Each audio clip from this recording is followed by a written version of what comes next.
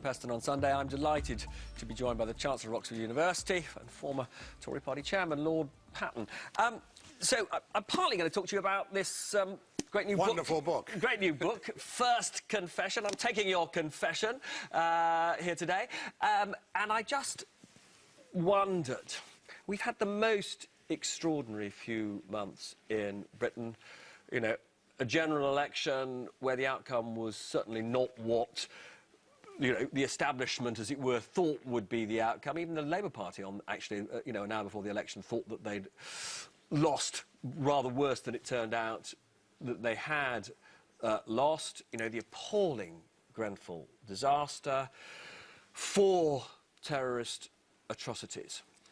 In your conscious lifetime, can you remember any period as chaotic, in some ways as tragic as the period we're living through? Well, the 70s weren't great because we wondered whether Britain was still governable, partly because of the abuse of trade union power, which the Wilson government, the Callaghan government, and then a Conservative government tried to deal with. But I think in some ways this is worse, and I think it's the worst time since Suez, though maybe even worse than that, because Suez was the end of an era. It was the end of our colonial aspirations. Had the knees cut from under us, the legs cut from under us by the Americans. This was Europe, the European Union was our replacement for that colonial role.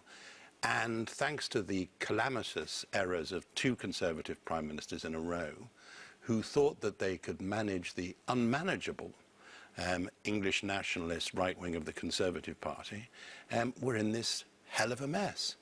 And it exposes all sorts of other things. I mean... Well, can I just ask you, you know, you talk a bit about Heath in this book, don't you? And he was not somebody who particularly liked engaging with people. I mean, in the sort of jargon, person, he wasn't certainly. Exactly. Now, Theresa May is not really a people person. One of the striking things about the election is how uncomfortable she always seemed to be, either in media interviews, but actually more strikingly when out talking to people on the streets. What, do you understand why somebody becomes a politician? In fact, how they get to the top of a party It's like becoming a doctor and not liking the sight of blood. I mean, it's very odd that people go into politics and, unlike somebody like Bill Clinton, don't actually like people very much. I don't think it's very seemly to dance on Theresa May's grave. After all, the people who were doing it at the So you moment, disagree with Jacob that she's not around for long? Well, I don't think, in the sense in which none of us are around for long, but I don't think she was what the stock market would call a stronghold. But why is that the case? It's the case because if she goes, there's chaos. There's chaos in the Conservative Party, and there's probably chaos in Parliament. And what we've done, thanks to a completely lamentable election campaign, is to make Jeremy Corbyn into a political giant. I mean, he's not a bad man, but political giant, I have my doubts. I mean, obviously, whatever happens to Theresa May, Brexit is going to be the big preoccupation in a political sense of the country. Do you think that the House of Lords is now broadly free to vote with its conscience on Brexit issues, given that she hasn't got a majority? Well, there are some that it'll be very free on. I mean, I got a 90, with 2 others, got a 94, including Labour and a crossbencher, got a 94 majority for taking students out of the immigration figures. Putting them there in the first place is what philosophers call a category error. It was then lost in the roundup at the end of the Parliament because the Prime Minister and Number 10 blocked it. But you'll push that back again. I think that sort of issue, the House of Lords would certainly strongly support, and I suspect the Commons as well. But the real issue is what sort of authority anybody has in the House of Commons, because we've seen not only the hollowing out of political parties in the last few years, but the extent to which you have to manage what is in fact a coalition with parties inside parties, which are difficult to pull together. One of the most dramatic, I think, outcomes of the election was before the election, it looked as though it was Labour tearing itself apart on Brexit. Actually, the Labour Party seems to have come together to an extent on it. By not saying what they mean by it. Well, they have a slightly puzzling position, but nonetheless, they do seem to have come together, whereas we seem to be back in the Tory party to where we were in the 90s, with, you know, essentially theology ruling and a huge division between the ultra-Brexiteers, the sort of Bill Cashes and the John Redwoods, versus people like Philip Hammond and the Chancellor, who want much closer relations. Well, I think Philip Hammond's one of the grown-ups in the cabinet still, and I find myself agreeing much more with him than I would with some others. But the truth is that there isn't a plan. People ask me what's going to happen. I don't know. But the sad thing is the government doesn't know either.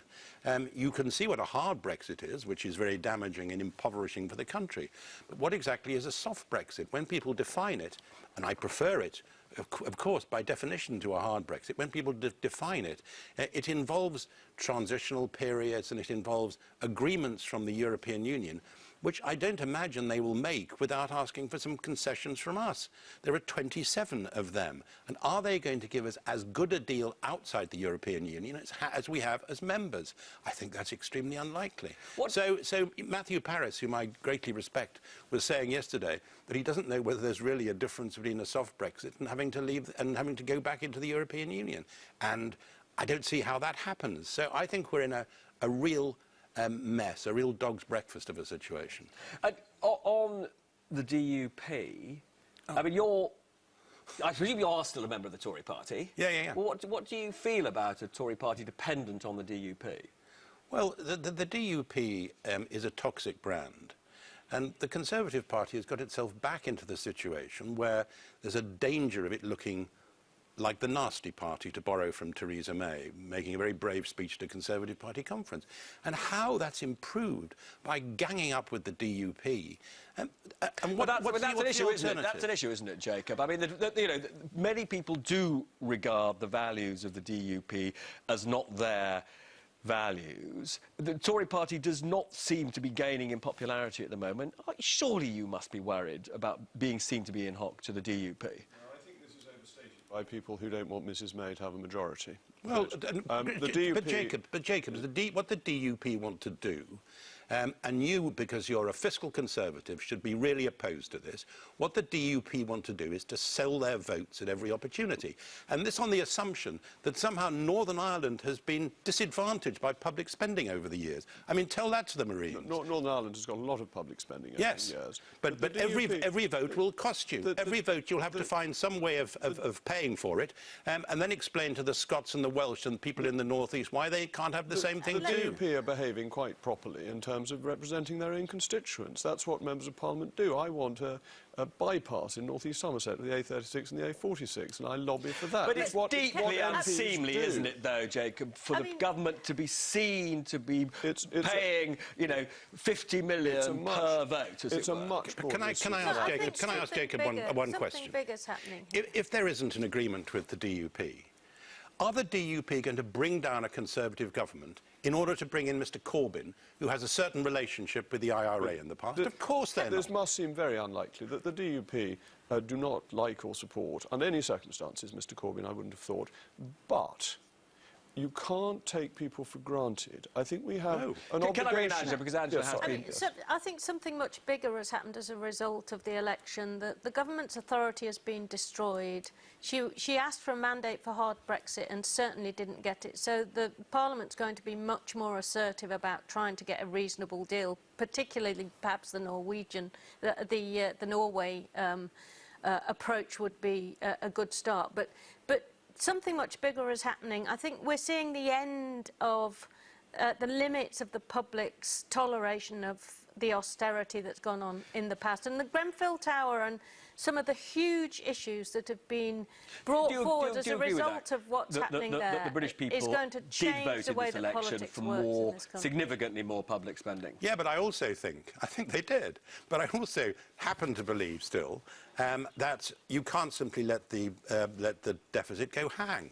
And I think what's required is to increase the taxes on people like me, not to cut public spending on people's basic services. That's what I think. But can I just ask one question here, though? Do you welcome the slashing of the government's majority, given that it's more likely to give you the kind of withdrawal from the EU that you would prefer? The trouble is it leaves a House of Commons which has no authority to do anything which is sensible. My own view is that while Justin Welby's remarks about pulling parties together and finding a consensus between them is well-meaning, and that's archbishops should be well-meaning. But you don't think it's realistic? I just don't think...